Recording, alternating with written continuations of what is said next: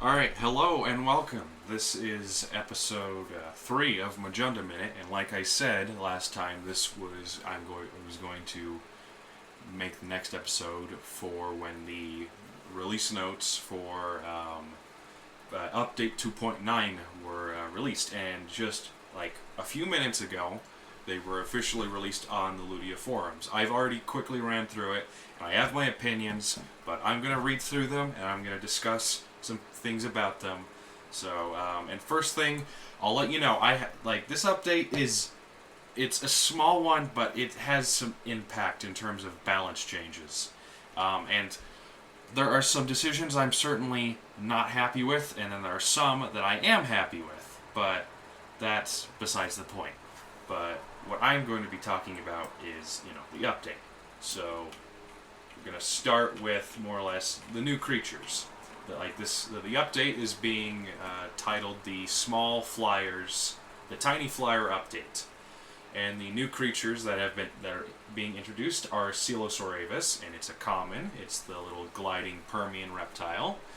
It's got Absorb because it's a flocking creature. It's got Alert the Flock, Distraction, and Impact and Run. Those are its moves. Then we've got Archaeopteryx, which is a rare. And it is also a flocking creature. It has Absorb, Alert on Escape Evasion, Alert Buff and Strike, Evasive Impact, and Delayed Cunning Rampage. And we'll get to the new moves when I get to them. Then we've got Megalonyx, a rare. It's a giant sloth. It's got Maximal Counterattack, Cunning Strike, Camouflage, and Cautious Rampage. And then the only hybrid in the update is Coelohast. It's a legendary. It's Coelosaurus and the Host Eagle. And its abilities consist of Absorb, Alert Roost, Precise Piercing Strike, Fearless Alert, Precise Impact and Run, and Restricted Group Distraction. Alright, moving on to new abilities, we've got Cautious Rampage, which I think we're all familiar with Cautious Strike and Cautious Impact, so just Cautious Strike, but as a rampage. Pretty simple. Then we've got Cleansing, Decelerating Impact. It cleanses the self-cleanse, and then targets high speed attack times 1.5, reduce speed 50% lasting 2 turns, cooldown of 2. Alright, and then we've got Delayed Cunning Rampage. It's just Cunning Rampage, but it's on a delay of 2. Evasive Wounding Strike, which is it's a strike, but it's evasive strike plus, more or less, does anyone remember, minimal wounding strike, back when Sarcosuchus had it? It's basically a very minor wounding strike, and this, and I'll get to which creatures they'll be on. We've got Precise Impact and Run, then we've got Instant Group Distracting Impact, then we've got Revenge, Definite Rampage. We've got Alert, Buff and Strike, and I'm not gonna go over all the what they function. You can read them for yourself. I will be including a link to the patch notes in the description and in the comment section. We've got Alert Roost, Alert on Escape Evasion, and Fearless Alert. Those are the new moves. Now, and the new raid boss, we have one new one, which is Megalonyx, and it'll be appearing on August 5th, and soon Hydroboa will be making an appearance. I imagine it'll be making an appearance soon. Alright, and then there's some new improvements to AR. AR has gotten a little bit of a overhaul. There's first smart placement, which basically allows it on devices that are applicable for it, which I don't know. It allows for creatures to be placed while also accounting for objects in the real world, which could be interesting. And then we've got some brightness options, so in order, to turn up the creatures, make them look more natural in certain lighting. And then we've got there are also other changes. They're going to be making some new changes. Well, some changes to the tutorial. The tutorial's longer, The returning players will now receive news in their new center, recapping features that may have missed, offering advice on what to do next in the game. Other small adjustments may have also been made to improve user experience of returning players. Alright, ability updates. This is the main focus of this update. It's kind of the main thing everyone is, interested in. And that's the changes to the Resilient class. So, Resilient, like I said last time, all the Resilient abilities, they've been changed in order to, instead of decelerating, they will instead apply vulnerability. So, Resilient Strike, Resilient Impact, Resilient Rampage, Swap in Resilient Strike, and Medium Resilient Counterattack, all instead of reducing speed, they will instead apply vulnerability. Alright, and now creature updates. There's a lot of creatures that gain or lose their vulnerability resistances because of this change, and I'm going to go through them very quickly. Allosaurus, vulnerability resistance 100% to 50%. Archaeotherium gains a 100% vulnerability resistance.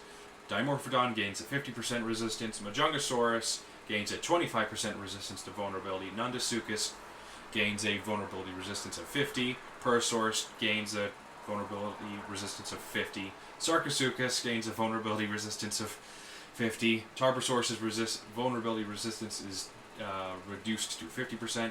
Doedicurus' Resilient Rampage is changed to Decelerating Rampage. And Teledon gains a 50% vulnerability resistance. Gorgosaurus has its vulnerability resistance turned to 50. Megalosaurus gains a 25% resistance to vulnerability. Parasaurus gains a 50% resistance to vulnerability. Pucandactylus gains a 25% vulnerability resistance. I'm running out of breath. Allosaurus Gen 2 loses half of its vulnerability resistance, so it's 50%. Androtodon loses its 25% resistance to vulnerability. Baryonyx has its... Really? Okay, whatever. Back to Baryonyx has its vulnerability resistance changed to 75%. Concavinator has a few changes. Its critical chance is changed to 10%. Its resistances are changed, and it gains a 25% vulnerability resistance. And Telechops gains a 25% vulnerability resistance. Indominus Rex loses half of its vulnerability resistance. Magistocurus has its vulnerability resistance changed to 75%. Parasaurolophus Lux gains counter power heal, and its attack is increased by 50 damage, and its health is increased to 4,950 HP, which is nearly 5,000. Which it was started off with 3,900, so that's a major health increase. And its damage it gains a 50% damage reduction resistance. Scutophosayan gets a 75% vulnerability resistance. Sculosaurus gets a 50% vulnerability resistance. Troustronix has a 50% vulnerability resistance. And Arctivinator gains gains Revenge, Definite Rampage, and its attack is increased to 1,200. Erlodominus vulnerability resistance is brought down to 50%. Pucandactylus, this one I'm happy for. Its distraction has been changed to Distracting Impact. Its attack has been increased to 1,200. Its HP is increased from 3,750 to 4,550. Its critical chance is changed from 10% to 5%. Its resistances, it gains a 75% resistance to swap prevention, a vulnerability resistance of 50%, and a speed decrease resistance of 50%. Scunosaurus, its group distracting impact changes to instant group distracting impact. Smilonemes, okay, this one hurts. Okay, its rampage and run changed to delayed rampage and run. Its attack has been increased from 1,100 to 1,200. Its HP has been increased to 4,200, and its armor has been reduced from 50% to 40%. and its resistances. It is gained a little bit more swap prevention resistance, 60% now, and it has lost its vulnerability resistance. Am I upset? Yes. Am I going to completely have to change my Smile Anemone's playstyle? Is Smile Anemone's going to fall out of relevancy? Probably. But on the other hand, it's less of a... it's kind of lost a bit of what was its main strength, which was its massive health pool. Alright, I'm focusing too much on the changes. I need to finish them. Okay, Spinal Constrictor, its evasive stance has been changed to evasive wounding strike, and its attack has been increased to 1,300, its HP brought up to 4,200, its speed brought up to 126, it's gained a stun resistance of 75% and a speed increase speed decrease resistance to of 75%. Testicornibus. This one I'm happy about. Its resilient impact has been changed to cleansing decelerating impact. It's gotten counter power heal. Its attack has been increased to 1,100. Its HP has been brought up to 4,200. Speed brought up to 128, and its armor changed to 45%. So Testicornibus gets worse while gets better while Smile Anemone's gets worse.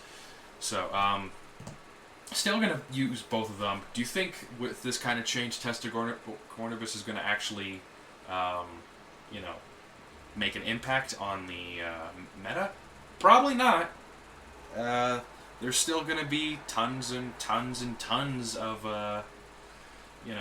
fierces running around, so nothing's really changed. Thor Dalsaur. Its fierce impact has been changed to group shattering impact, and its group shattering rampage has been changed to fierce rampage. Its attack has been increased by 50%, so 1,750 attack now. Its critical has been reduced to 30%, and its vulnerability resistance has turned into a 50%. Uterinax has gained its attack was increased from 1,600 to 1,650. It's gaining 10% armor, and its critical chance is now 25%.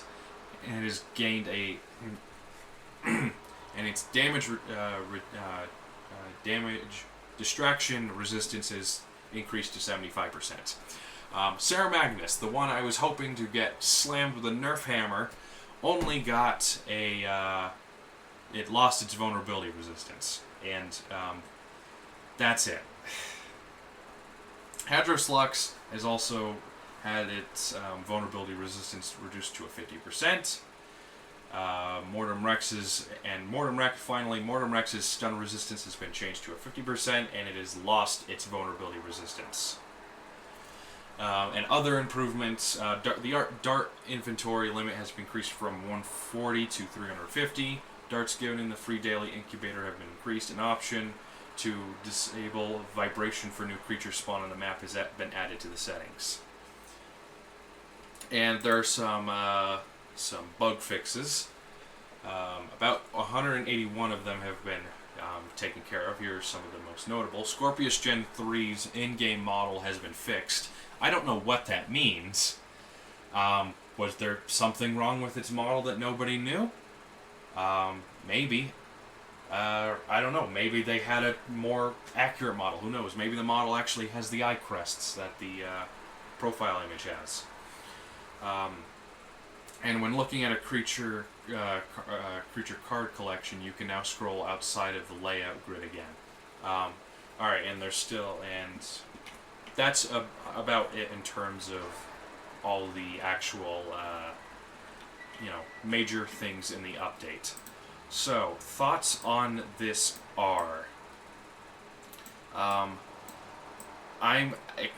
happy for the new creatures. The Archaeopteryx looks adorable.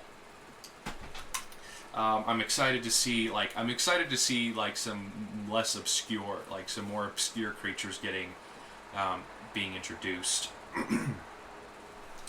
The new creatures look great. I'm excited to see what kind of horrible monstrosity Silohast is.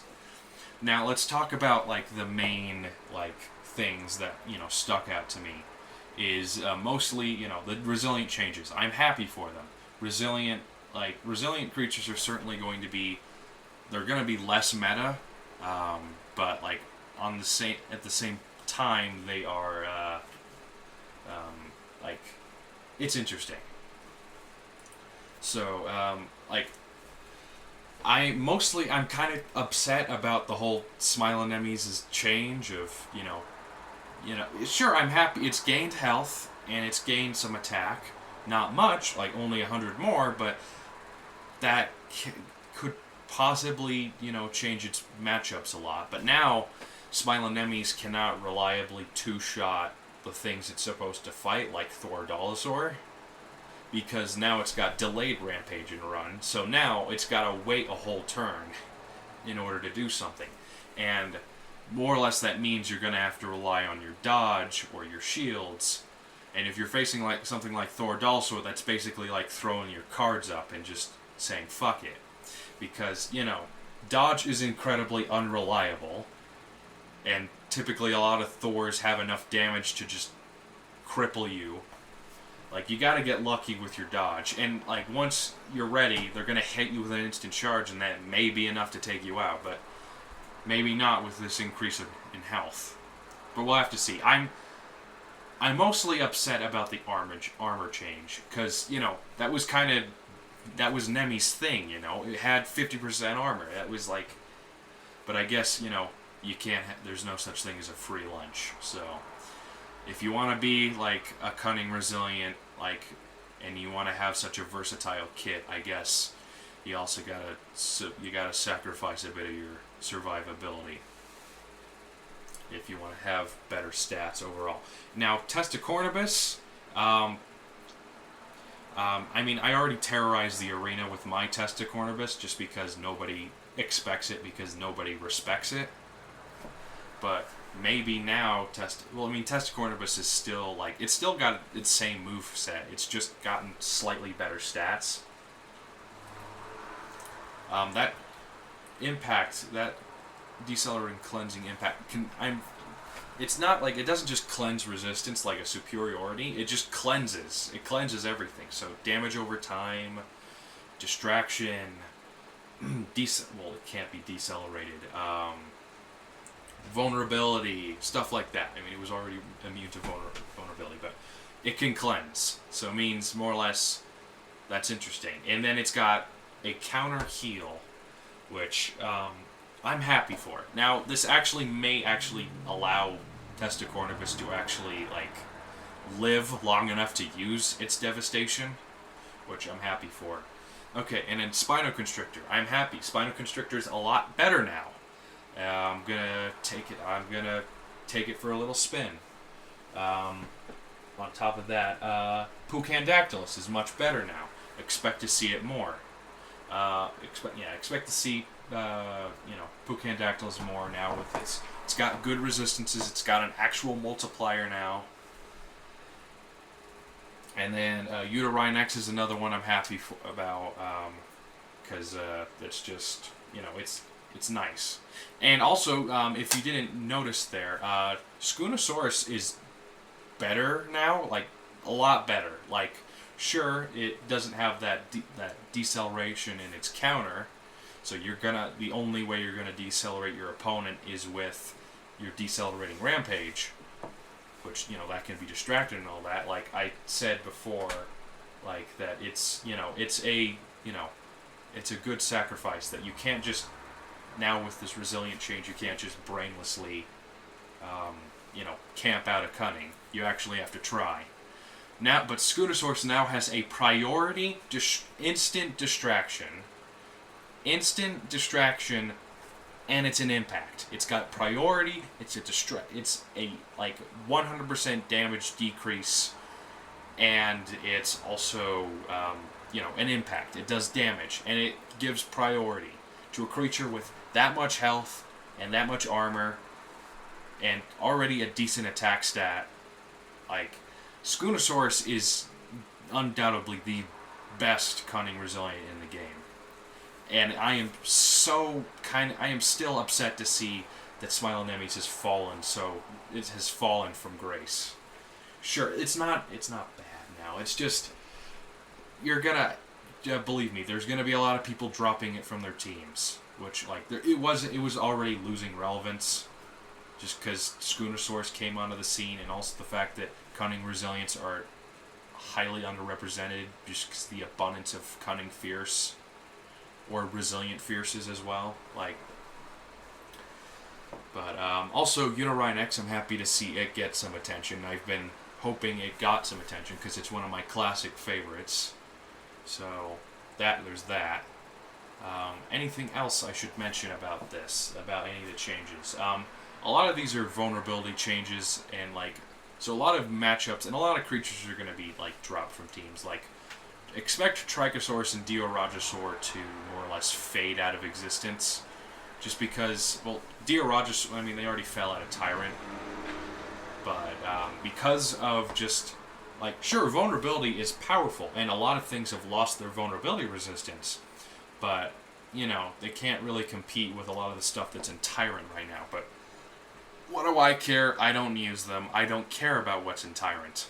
The only thing I'm using right now that's in Tyrant is Schoonosaurus. So, and we'll have to see how long I keep it around. I mean, I'll have to see. If any of you are actually interested in my team, updates and all that, just let me know. I don't think anyone really cares about team updates. The only time I care is when people say, "Oh, I like your team because it's unique and anti-meta." That's all I want to hear. If you see my team and think, "Yeah, I've never seen that before," that's what I want to hear. Alright, anything else I should mention about this update? I'm happy. I mean, I waited all morning waiting for these release notes, and I am happy. The meta seems to be going to be certainly shifting a little bit. Resilience are losing their stay. Cunnings are going to be making a comeback. Is it going to be as bad as some people? I've seen some people strangely saying that with these changes that we're going to have another meta similar to when Indoraptor Gen 2 and Proceratomimus were dominant. But I need to remind you that why Proceratomimus and Indoraptor Gen 2 were busted to begin with.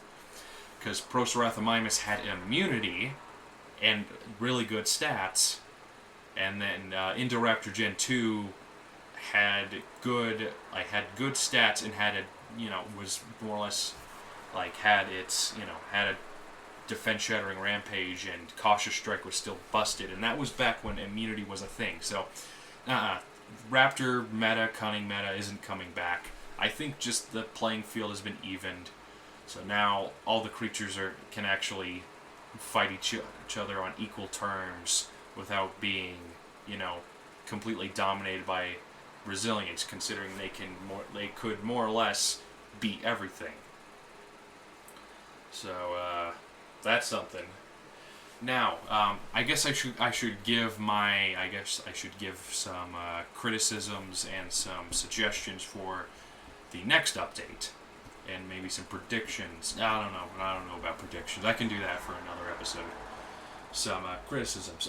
So I'm a little disappointed with how small, relatively, the update is in terms of new content. We've only got 4 new creatures. One of them is a hybrid, and no new super hybrids, no new uniques, nothing super interesting in terms of new content.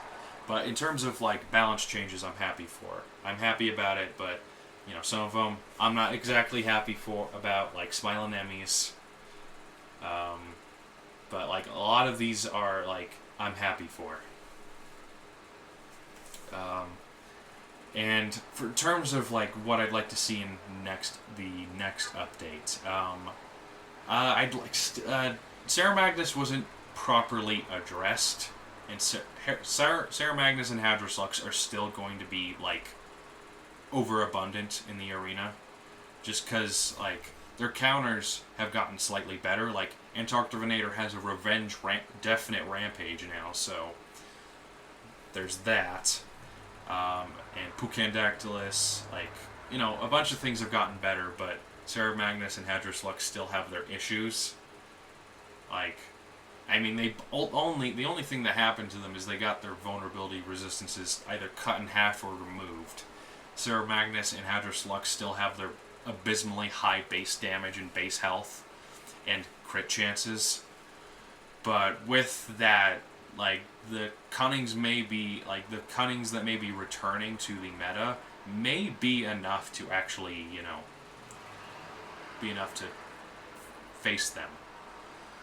But that's just me. We'll have to see how things play out, with a new meta and a new all that. After such a major rebalance, it's gonna take things a while to adjust. So we'll have to see how things go. In terms of what I'd like to see in some newer updates, besides some Sarah Magnus and Hadris Lux getting adjusted, new hybrids, not regular hybrids, super hybrids. I'd like to see older and newer super hybrids getting the attention they need. Alankylosaurus, Urumosaurus, Keratoporcus, stuff like that. We are now sitting at 27 creatures that currently lack super hybrids, and they keep adding more. So I'd like to see that. Mostly, I want to see more cunning resilience. They're highly unrepresented, and currently now there's just one best option out of all of them. Guess balance comes in the fact that it's got exclusive DNA. That's probably why Smilonemy's got worse. It's probably because all its components are, easily, at least somewhat easily accessible, considering it's got the raid boss and pretty much all the components spawn in the wild. It makes sense, I guess, but that's just me. Majunda Boa, more or less, I'm thinking about how's it going to adapt to these new changes, more or less mine, because it didn't get touched, it didn't gain any resistance or buffs or anything, but, we'll have to see. It's all just a matter of we'll have to see what happens. So, I guess that's that. I think I've kind of talked about everything I could have. The excitement is kind of worn down a little bit now, but I'll try and record some sort of new episode. If you guys could give me some suggestions in terms of topics that you'd like to hear, I would gladly like to talk about them. I do like recording these. I'm lazy. So, and also expect the update. The update's probably going to be coming around